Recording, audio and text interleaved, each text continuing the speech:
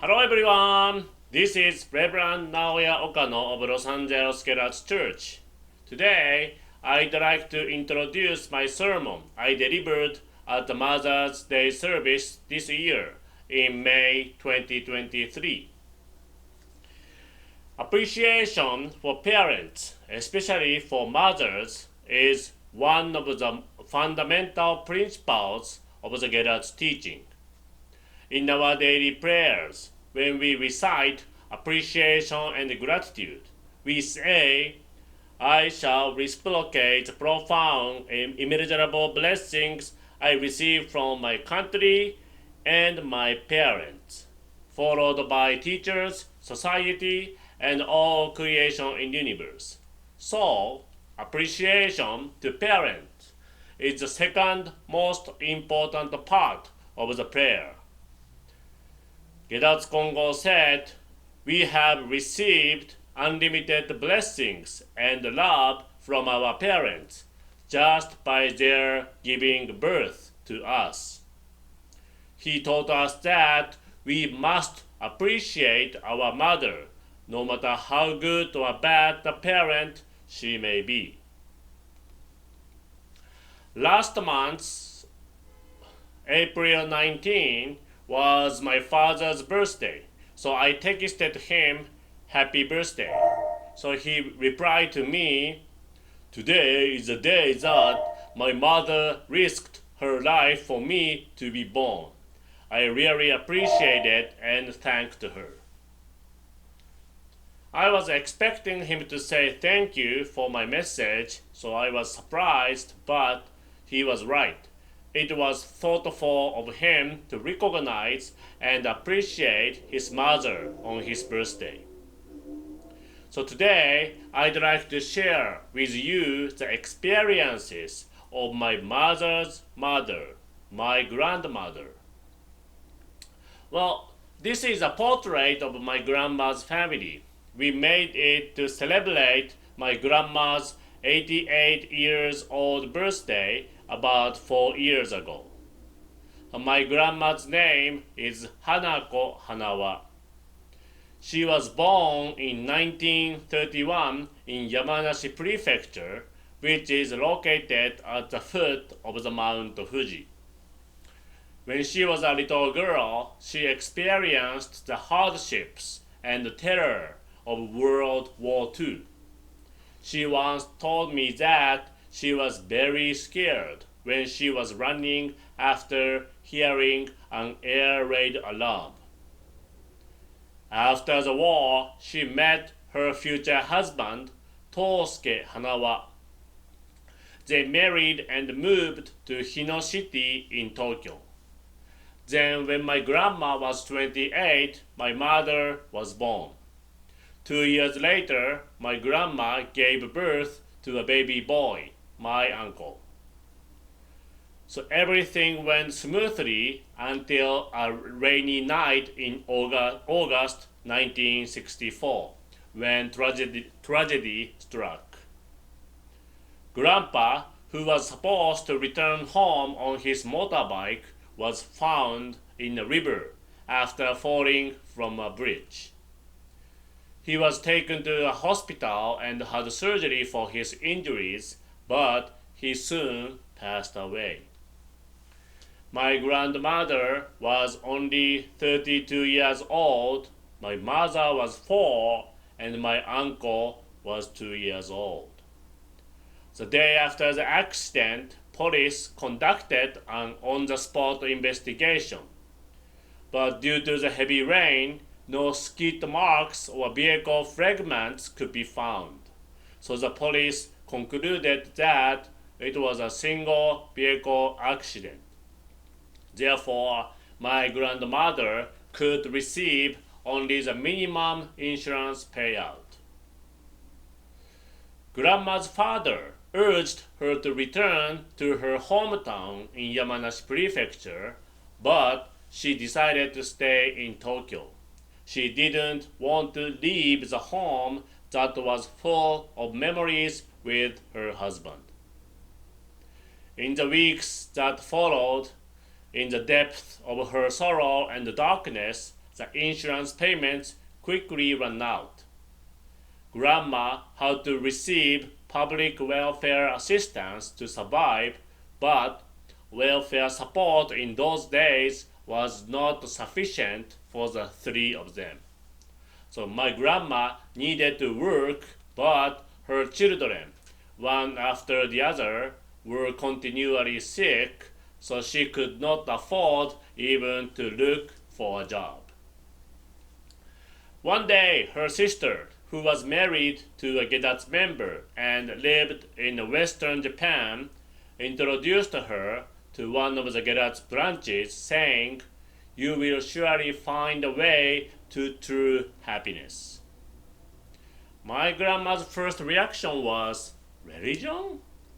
She was hesitant, but since she was desperate and had no other options, she visited the Hinodai branch. In those days, there was a famous Gedatsu sensei or teacher called Tamakichi Yamada, who was taught directly by Master Gedatsu Kongo. Everyone in the Hinodai branch warmly welcomed the three new people who visited the Gedatsu branch for the first time. At this time, Tamakichi sensei told my grandma, "Mrs. Hanawa, have faith in me. Come here every day for a while and practice ancestor blessing and Hiho meditation." So from the following day, my grandma began her daily visits to the Hinodai branch. Everything, such as Hiho meditation and ancestor blessing, was a new experience for her, but she faithfully continued, though, because Tamakichi sensei and his wife practiced together with her. About 1 week after she started visiting the branch, she was asked by her husband's company if she could work there on a part-time basis. She couldn't believe that she was being offered employment. She sincerely appreciated the miraculous guidance she had received. So she started working, and the part-time salary and the welfare payments afforded her a basic living. After a while, Tamakichi sensei told her, "Mrs. Hanawa, stop receiving welfare.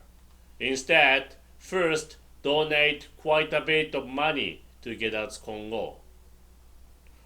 My grandma wondered how much was quite a bit of money, but after some consideration, she decided to donate the same amount that she received in monthly welfare payments.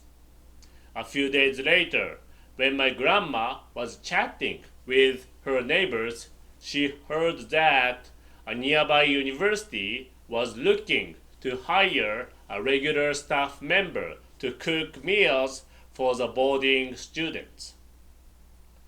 "This is just what I'm looking for," my grandma thought. She immediately applied for the position and was quickly hired as a kind of dorm mother.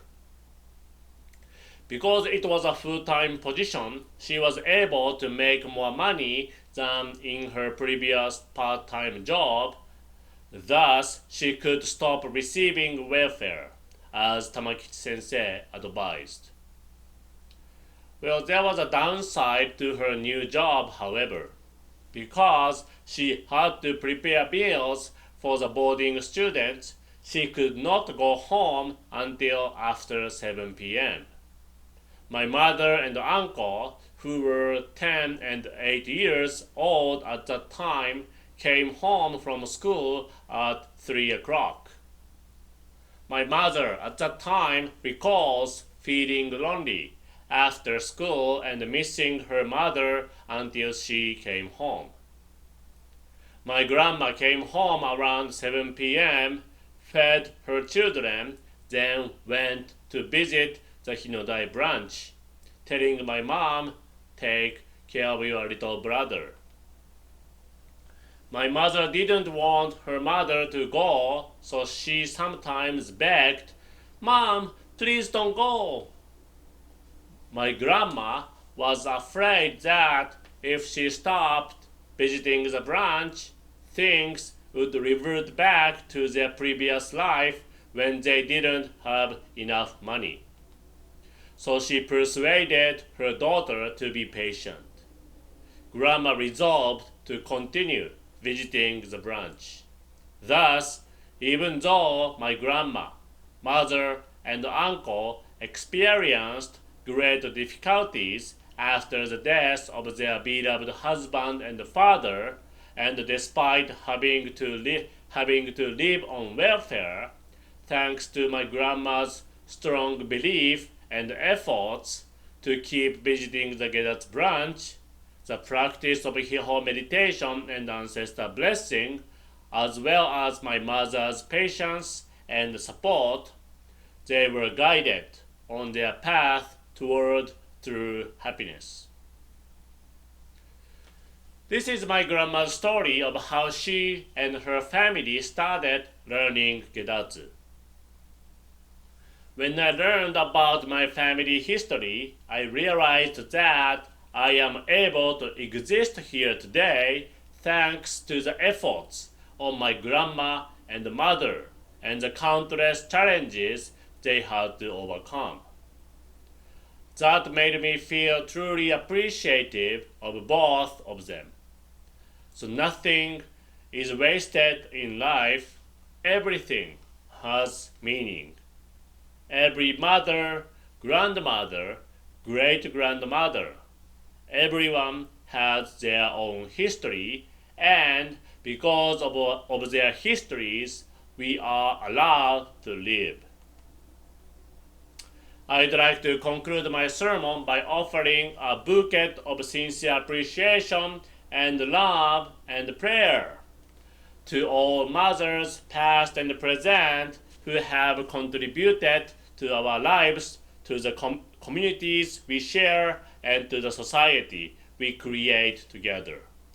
Thank you very much, and God bless you. Bye!